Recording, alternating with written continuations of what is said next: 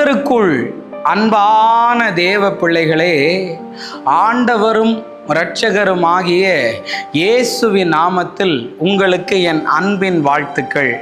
இந்த காலை நேரத்திலையும் கர்த்தருடைய வார்த்தையின் மூலமாய் உங்களை வீடுகளில் சந்திப்பதை குறித்து நான் மிக்க மகிழ்ச்சி அடைகிறேன்.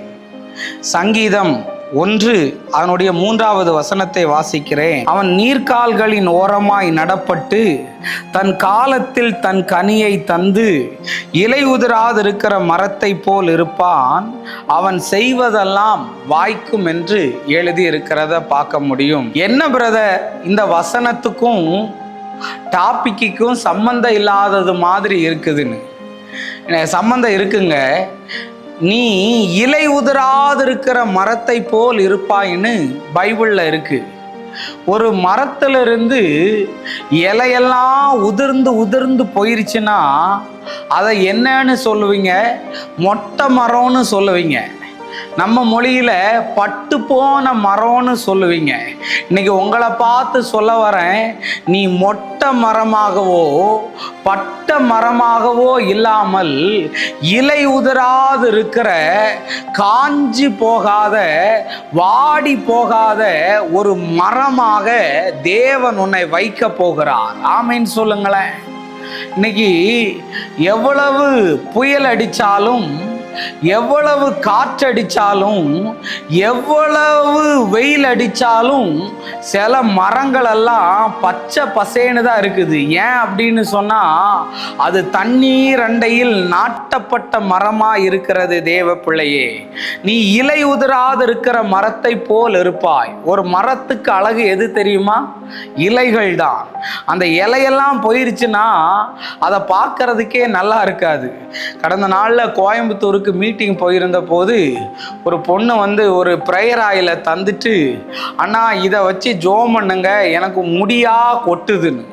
நான் அந்த எண்ணெயை எடுத்து இயேசுவின் நாமத்தினால ஜோம் பண்ணி அவ தலைமையில வச்சுட்டு போனேன். அவ அஸ்வினி ஆயில தேய்க்கலை, இல்லாட்டி முடி வளர்ற எண்ணெயை அவ தேய்க்கலை.